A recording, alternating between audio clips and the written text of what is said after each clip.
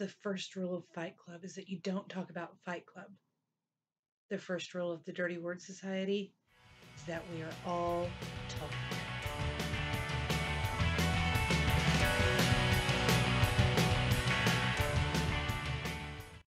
That's right. I said it. We are all talk. But what we're talking about is words.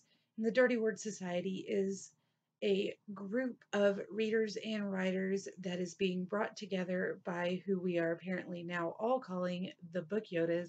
That is Adrian and Dalton over at Stripped Cover Lit. And every couple of weeks, as in bi monthly, they're going to be coming back and giving us new calls to action for us to be doing extra writing, research, reading, etc., to make us hopefully better readers, writers, and a stronger community. I will link Stripped Cover Lit down below and probably put something in a doodly up here. If you are not already following these guys, go subscribe to them and check out the backlog of videos. They have great discussions, great recommendations, and very interesting takes on things that you may or may not have thought of before. So it's a lot of fun to watch their videos, and they are just very snarky, sassy, wonderful guys. So go check them out. But after this video, okay? All right, let's move on to this week's call to action from the Dirty Word Society. Our assignment this week, whether or not we chose to take it, was to read a literary journal and then review either the journal itself or a piece from the journal. Now, I've had a little bit of an issue with this. I mentioned in a couple of my previous videos that I don't have a local bookstore. The closest bookstore is over an hour away. And when I went to that particular bookstore, they did not have any literary journals whatsoever. So I then went on to Amazon and decided to order some magazines off of there. And what happened was I put them all on my Kindle. So instead of just holding up my phone and, hey, I got a message, instead of just holding up my phone and giving you just this weird view of me doing this, I'm going to put a picture of the journal and then discuss it with you. And I am doing several journals because I'm a rebel like that. The Thorn is a literary journal that was literally put together by the 6th, 7th, and 8th graders of the Hawthorne Scholastic Academy in Chicago, Illinois, and it was coordinated by Susanna Lang. And this collection is published by Hawthorne Press with assistance of Old Mountain Press, the support of the Oppenheimer Family Foundation, and the Hawthorne PTA, edited by the students who put it together with cover art created by Annika Alfaro and M.K. Clancy. One of the reasons that I love this so much is that it is a group of students who were learning about the publishing process, learned what a journal is, what a literary journal is, and chose to work with their teacher to put one together of their work. And they are differently creative than adults. So it's a lot of fun to see how they take the inspiration and create really a personal journal. And for the Thorn, I'm not going to give a literary analysis for what I read. I have chosen a couple of little snippets from this literary journal and will share it with you, and then you can make of it what you will. Since it is 6th, 7th, and 8th graders, I am not going to go into a deep depth of why they wrote it or what they did. It is still fairly obvious they're not very subversive in their writing yet, but I wanted to share this with you. So the first one I'm going to read to you is a poem entitled Phenomenal Woman. It is by Hannah Lawrence, who is in the 7th grade, and she chose the Maya Angelou poem, Pretty Women Wonder Where My Secret Lies. I'm not cute or built to suit a fashion model size. When I start to tell them, they think I'm telling lies. That was her jumping off point, her inspiration for Phenomenal Woman. I walk into a room and am looked up and down. We don't feel happy, beautiful, or even accepted.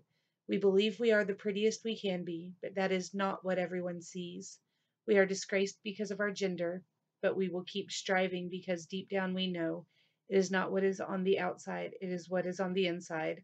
I may not be a model or an actress, but I have a beautiful mind and heart. That is all that matters. I am phenomenal. And then I have a piece of um, essay from Jonathan Lang, who was in the sixth grade when this was published.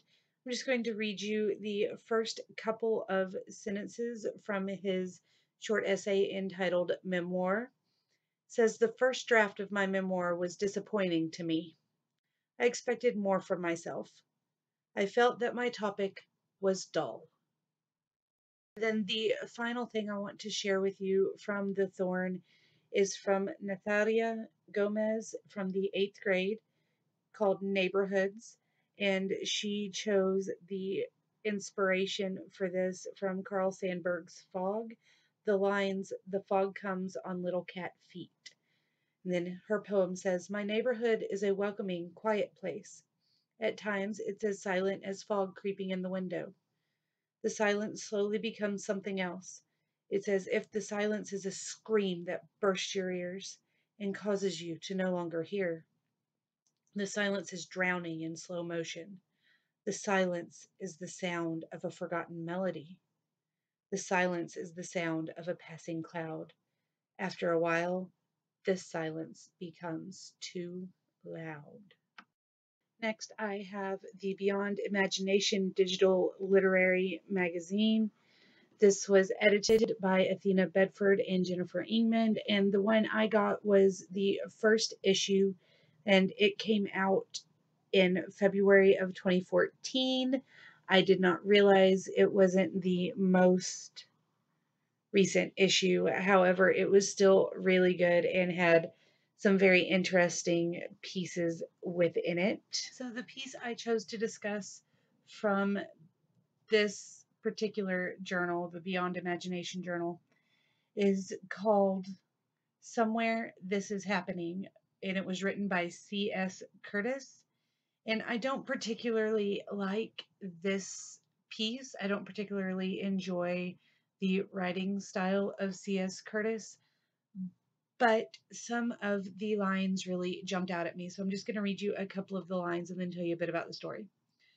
The first lines are, "In somewhere, a kid alone is writing what is happening. He could be going mad in his small apartment with families and neighbors behind every wall. Children scream and run like a stampede through the halls above him. But he continues on, ignoring the calls of madness. He knows the mad ones. They who drift off into a consciousness that is warm and comforting, peering into the void, and it cries out for them, a siren's song. They answer." So this story is about Liam and two girls, Violet, and I believe the other one's name is Juliet. And so Violet and Juliet are friends, but Liam does not know that. He met them both separately and has been having relations with the both of them. Juliet is a woman that he is dating, and then Violet seems to be more of a physical relationship, but he is with them both. And so the entirety of this short story is talking about he's a writer and he wants to write, but he's got this relationship with Juliet and then with Violet. And so it's kind of going back and forth between the two. And it talks about how Liam is a drinker, he enjoys drinking, and he's a reader. And one of the most beautiful lines is, he loves to read. If he could read and be drunk every day, he would be, and go to hell starving.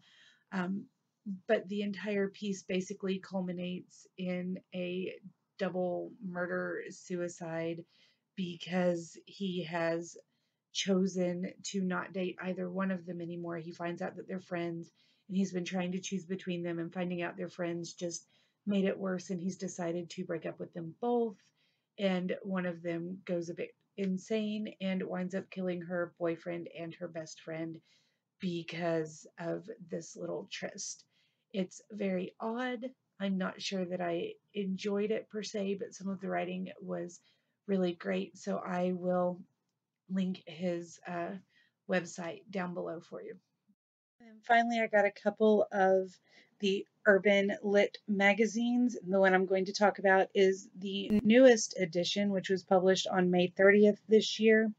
It is an online literary magazine featuring new and best-selling authors doing short stories, poems, and kind of helpful articles about writing.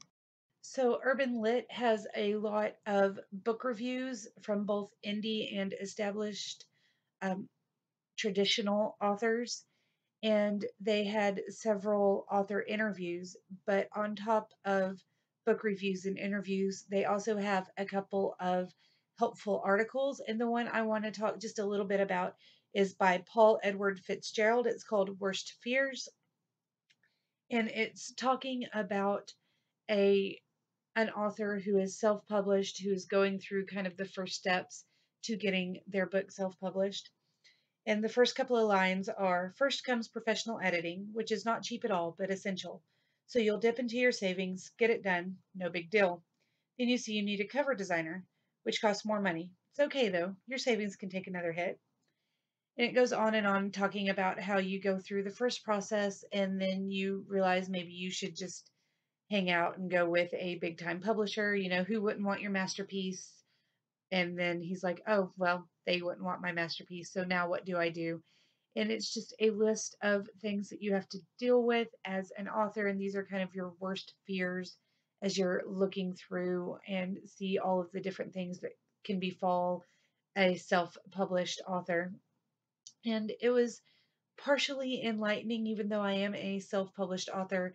I actually have friends who did publishing as minors in college. I was an English lit major and an education major. My dad is an author and a teacher. My mother is a teacher and an artist. So I haven't really had to go get a cover designer or try to pay someone to edit because I have those things a little more readily available to me. So it was really eye opening to see the issues that some other people go through. And now I have some more fears to add to my list. And that is all I have for you. I think 3 literary journals is probably 3 times more than you needed today. But there you have it. I have done my homework, completed my task for the Dirty Word Society. So I'm off to get hot and sticky because apparently Dalton and Adrian run my life now.